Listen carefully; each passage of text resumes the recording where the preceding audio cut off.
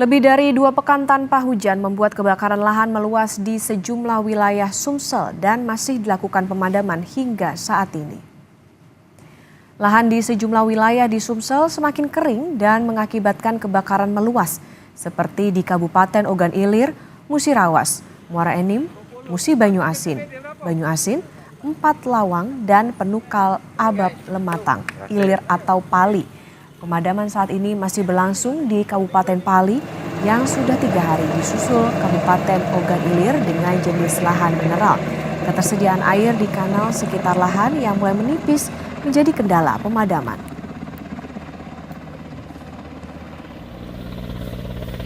Pasti timbul banyak sekali hotspot gitu. Tetapi kembali lagi kita sampaikan bahwa hotspot itu belum tentu fire spot.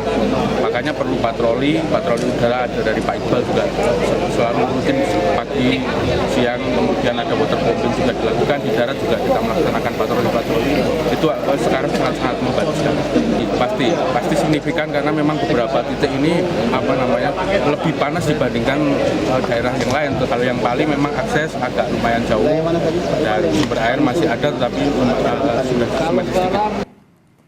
Kondisi terkini dan penanganan kebakaran hutan dan lahan di Sumatera Selatan akan dilaporkan jurnalis Kompas TV Purwantoro.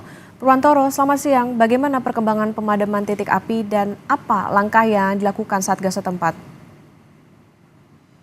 Baik, selamat siang Okta.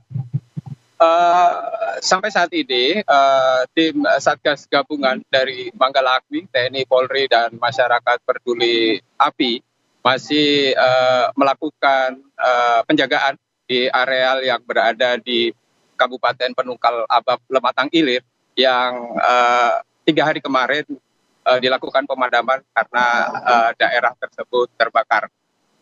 Penjagaan yang dilakukan oleh Satgas itu untuk memastikan agar titik-titik api yang sudah padam itu tidak muncul kembali. Dan upaya-upaya yang sudah dilakukan oleh pemerintah daerah khususnya di Sumatera Selatan dengan menetapkan status di daerahnya sebagai siaga darurat karhutla karena mengingat puncak musim kemarau sebentar lagi akan datang, kemudian jumlah curah hujan atau hari hujan yang ada di Sumatera Selatan sudah 10 hari lebih tidak turun hujan.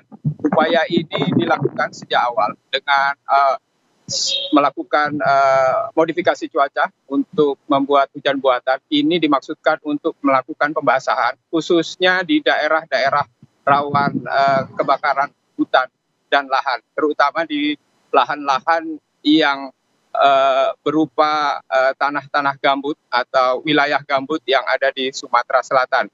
Beberapa hari terakhir memang di bulan Juli ini titik panas yang menjadi titik api akhirnya itu memang cukup meningkat karena salah satunya dipicu oleh memang tidak adanya hujan selama lebih dari 10 hari tersebut.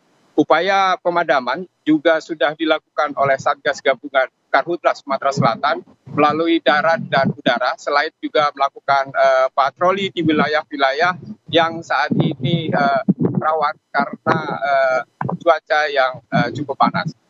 Okta. Ya, Purwantoro, kebakaran hutan dan lahan ini sepertinya terjadi tiap tahun. Apa hal ini semata-mata karena musim kemarau? Ya, Okta, sebenarnya untuk seluruh Indonesia khususnya itu cuaca panas itu tidak serta-merta akan menimbulkan api. Jadi dari beberapa kejadian yang ada, terutama di Sumatera Selatan, itu adanya kesengajaan atau adanya aktivitas di saat musim kemarau ini orang atau warga atau masyarakat yang melakukan aktivitas membakar untuk dengan segala alasan masing-masing, entah itu untuk membersihkan lahan atau membuka lahan baru. Nah, inilah yang menjadi fokus utama dari Satgas Karhutla, terutama untuk melakukan sosialisasi bahwasannya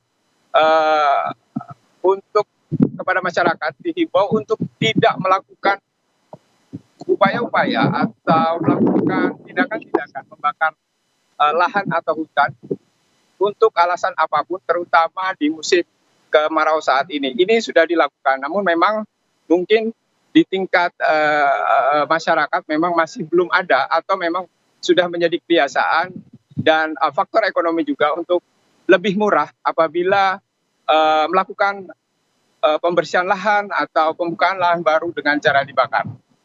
Okta. Ya, ada faktor aktivitas masyarakat sebagai pemicu kebakaran hutan. Tentu saat ini Satgas tengah bekerja untuk menjaga agar tidak ada titik api kembali di hutan di Sumatera Selatan. Terima kasih jurnalis Kompas TV Purwantoro melaporkan dari Palembang.